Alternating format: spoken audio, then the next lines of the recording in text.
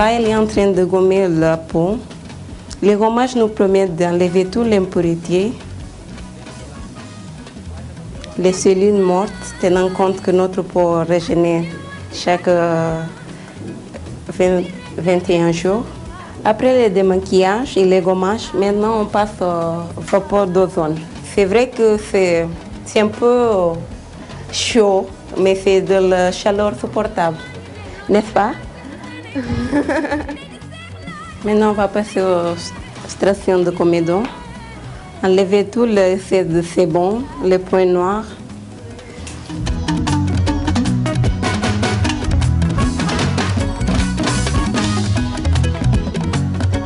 Maintenant, on passe à l'autre fréquence.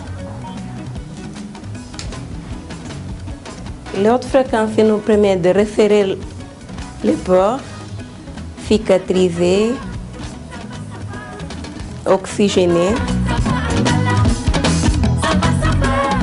Maintenant, on va passer à la vitamine C. C'est une soin spécifique à base de vitamine C. On a choisi vitamine C pour elle. Ça va nous aider à synthétiser le collagène. Ça va lui donner la peau plus éclat. Pour elle, on a choisi la masque peau grasse.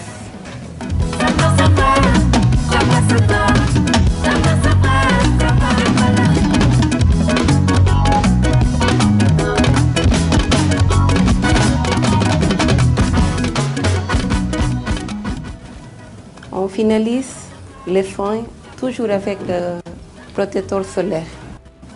C'est obligé. Alors, vous avez compris, le soin du visage est une nécessité. Aimez-vous et votre beauté apparaîtra.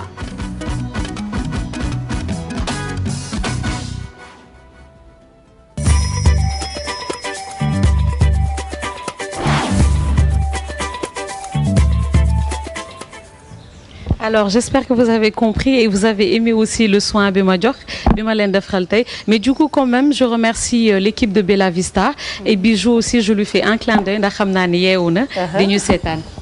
Alors, si vous avez des questions à poser. Voilà, en fait, man li ma ci wax rek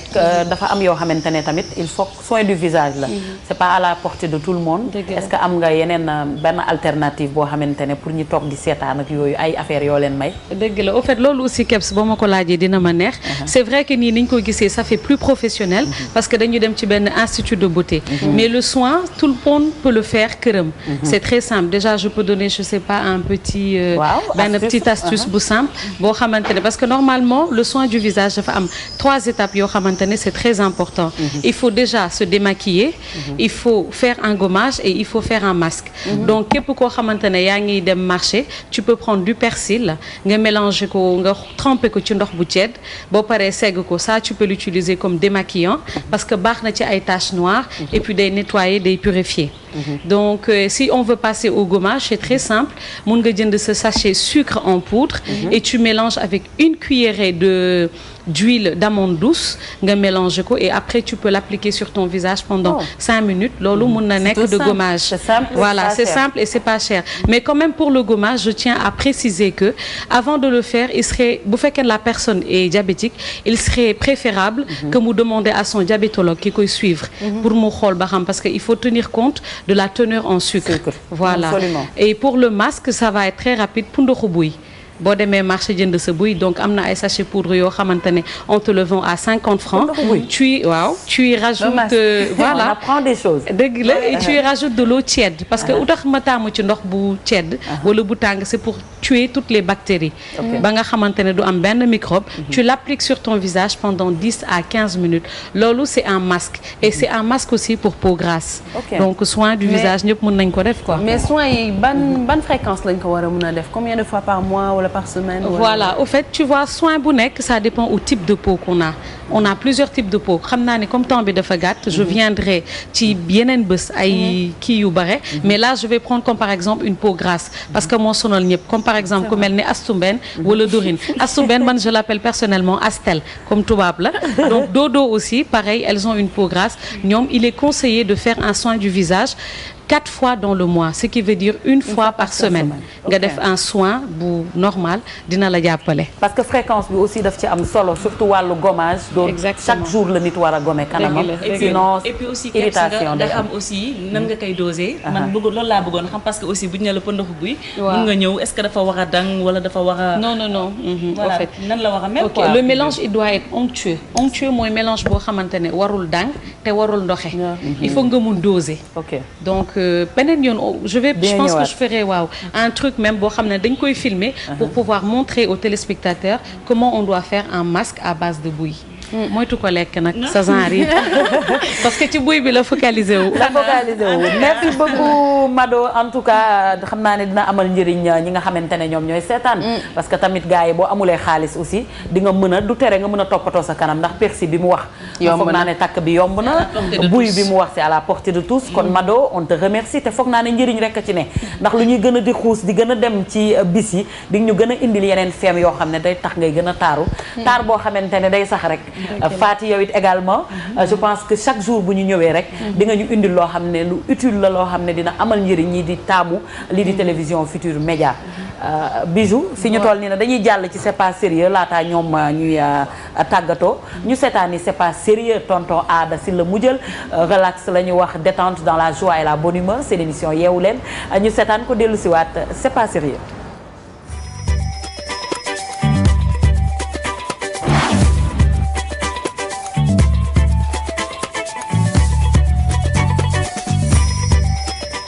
jërëjëf Kep si Thiam c'est pas sérieux di lu bees nag ci biir Yeewu Leen waaye nag dañu koy dooree mbapat électoral nag actuellement mbër yëpp tey nu ngi ci seen i cumukaay ku nekk xam na ne nag waa PDS yi actuellement mer nañu ba seen i xol dara neexu ci demoon na nag benn brigade ne dañuy récupérer ji oto yi nga xamante ne moom lan wax ne dañu koo nangu waaye nag coowlu ak la fa tukkeex na mu toll si la muñal topp na leen nu fekki loolu. ndeysaan ci ndigalu Ablaye Wade waa PDS kenn desul Ousmane Ngom moo jiite délégation bi ñëw nañ fii nag ci gendarmerie ngir ndangu seen oto yi gouvernement bi jël waaye liñ ci seetlu gis ko muy lii ñuy gis mooy dafa fekk ne nag ñoom bi ñu ñëwee vraiment liñ fi mujjee am dellawuñ leen seen oto waaye ngir campagne bi jot na ci lañ leen jox camion yi nga xamante ni pour ñu mun ko def campagne ndax campagne bi egsi na te faw ñu campagne yi te amuñu ay oto ndax nguur folli na leen kon bokk léegi ay opposant lañu ñu abal leen oto yi en attendant ñuy rek mbir mi ba mu sotti groupe électrogène yi tamit joxaale nañ leen ko ngir bu ko defee ñoom i tamit bu demee ci àll bi bu fekkee ne seen musique dëkk bu ñu dem amul courant ñoom ñu mun a branché daal def show. yéeme na trop vraiment maa ngi ree sax mais nag du dara parce que aussi itam dañ gis ne présidentielles yi passé ku ne gis na ñoom seen cortège yi nu mu toll te bu ñu duggee ci législatif yi manquant dana am ca na seen cortège daan toll waaye nag aussi bu rof yàqee jën peut-être nu war mbaam ba jël watiir ou fas voilà léegi nag avancé dem fële ca palais de la république parce que nag Wade dafa mer nee na lépp lu mu sampoon comme garab ci corniche bi da koy sempi waaye nag li ma ci jaaxal jotul na cee màccub doom te jot na koo dindi Macky nag nee na dafay faj mer pour que ñun nu bañ a jooy ci problème boobu tax na mu ne dañuy jëmbat pomme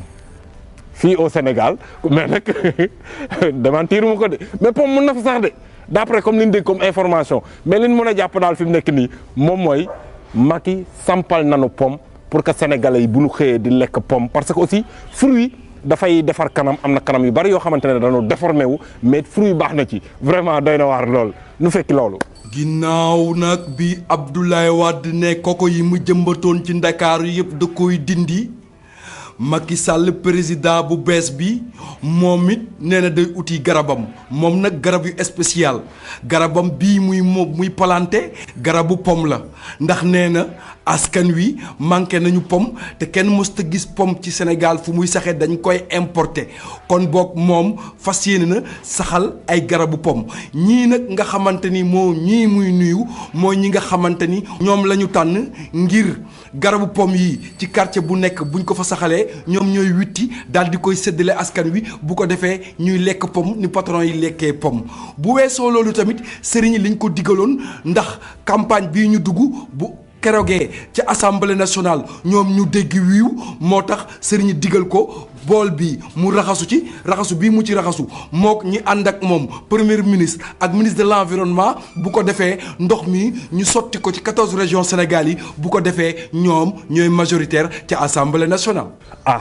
voilà lii nag mooy firnde ne nag Sénégal nag léegi dina ñuy manger pomme di lekk pomme bu baax a baax xam nga dama daan dégg wolof ne doomu kaw dee su ko naxe pomme new nga koy naxe waaye nag doomu nandite pomme nga koy naxe kon nag bon vraiment il est temps ñuy manger pomme di pomme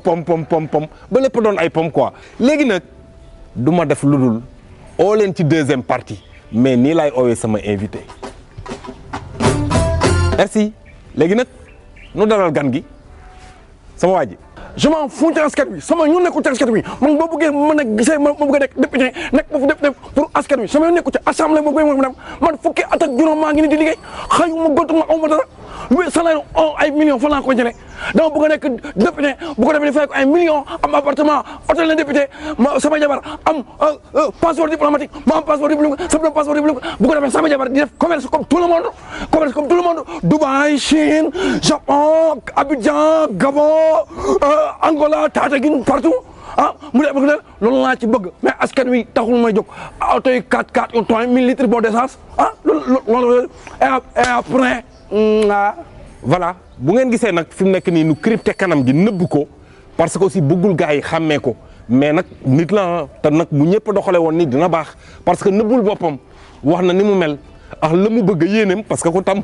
ku ne bëgg nga lu baax nag wax dëgg fa yàlla. tey nag mën na noo tëgg wëndeel sunu famille soxna yee ca kër ga doon nu xaar pour añ di leen wax ne tey excuse-moi allô non yow yaa ñàkk xel mais yaa ngi seetaan maa ngi en direct bu ma woo non bul ma woo ah mais booy seetaan nit ki ba gis ko ci télé bi kay nga war a mën a rus xol bu ma la rus waaw d'accord bon maa ngi jégalu mbokk yi maa ngi jégalu voilà donc di leen wax ne nag tey dañu invité nag benn mbaxalu séminaire tey ñoom madame duñu gis léegi nag keps xanaa rek ma delloowaat la bagage yi rek ay ca bismillah gaa yi yeewu rek